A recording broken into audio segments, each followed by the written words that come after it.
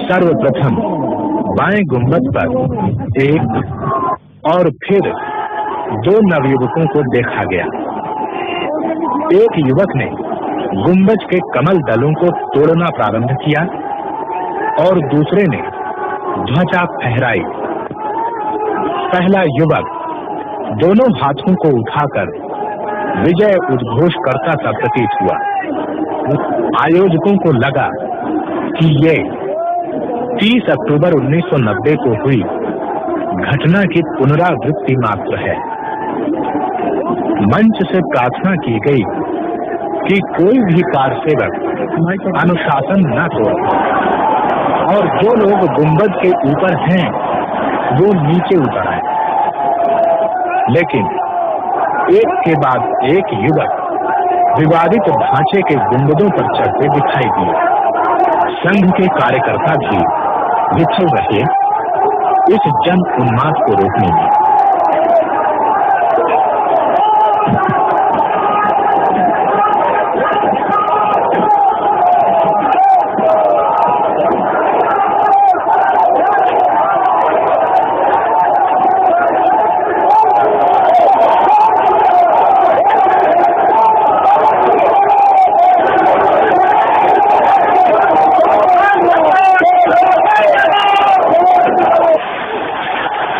समय 12:10 पर केंद्रीय सरकार को इस वस्तु स्थिति की जानकारी प्राप्त हो चुकी थी।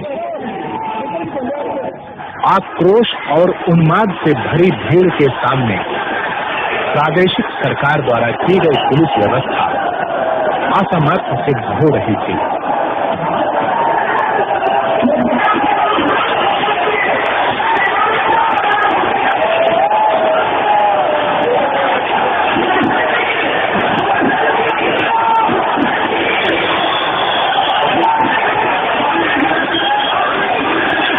12:45 पर प्रदेश सरकार ने केंद्रीय सरकार से कुछ और सुरक्षा दलों को भेजने की प्रार्थना की। उत्तर प्रदेश शासन के सामने प्रश्न था कि क्या भीड़ पर गोली चलाने का आदेश दिया जाना उचित है? क्या स्वतंत्र भारत में भी जनरल डायर द्वारा अमृतसर के जलियांवाला बाग में सन 1919 में खेली गई खून की होली को दोहराया जाना उचित होगा? एक तरफ थी ऐसी कानून व्यवस्था जिसका मानो देश की करोड़ों जनता की भावनाओं से कोई सरोकार न हो, तथा दूसरी तरफ थी सदियों से दबाई जाती रही देशवासियों की भावनाएं, जो अब एक नया ज्वार बनकर उमड़ पड़ी थी। और आखिर भारतीय जनता पार्टी की सरकार को प्रदेश की जनता ने श्री राम मंदिर पुनर्निर्माण का जनादेश पालन करने के लिए ही तो चुना था। एक तरफ था उत्तर प्रदेश के मुख्यमंत्री माननीय श्री कल्याण सिंह तथा भारतीय जनता पार्टी के वरिष्ठ नेता श्रीमंत राजमाता विजया राजे सिंधिया और सांसद स्वामी चिन्मयानंद महाराज आदि द्वारा सुप्रीम कोर्ट को दिए गए कानून पालन के प्रति प्रतिबद्धता के आश्वासन पत्र, जिनमें उनके मंतव्यों तथा निर्णयों की स्पष्ट अभिव्यक्ति थी कि भारतीय जनता पार्टी श्री राम मंदिर के पुनर्निर्माण के लक्ष्य को कानूनी एवं संवैधानिक मार्ग पर चलकर ही प्राप्त करना चाहती है।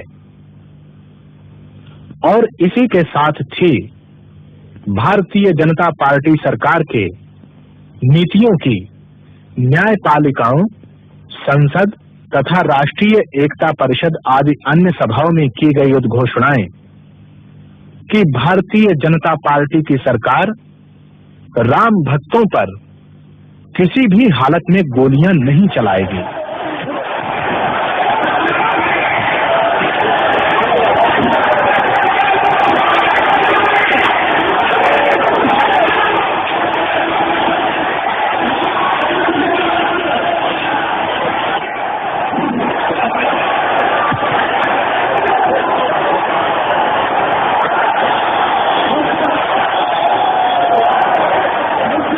सदियों से संचित हिंदू जनमानस के आक्रोश के इस विस्फोट को भला कौन सी राजकीय शक्ति रोकने में समर्थ हो सकती थी?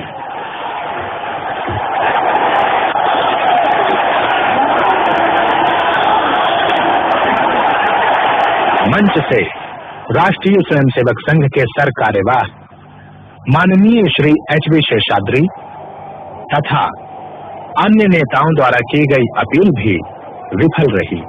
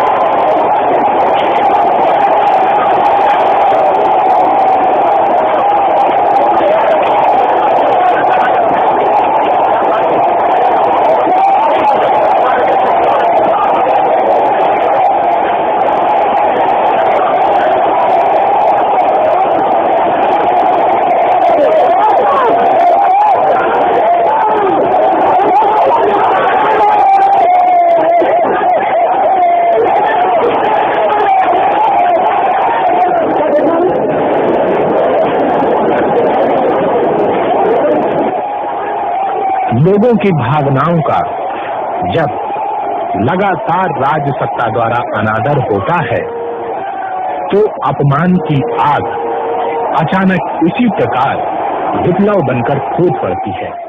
6 दिसंबर 1992 को यहाँ पर लाखों राम भक्तों ने धावा बोल दिया और अपने प्राणों की बलि देते हुए 2:50 पर पहला गुंबद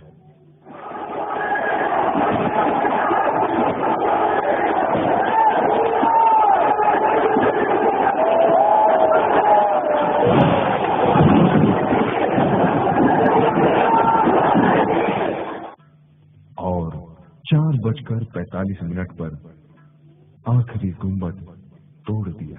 उत्तर प्रदेश के अभूतपूर्व मुख्यमंत्री माननीय श्री कल्याण सिंह जी ने सारी घटना की जिम्मेदारी अपने ऊपर ले ली और सत्ता को तिलांजलि दे दी।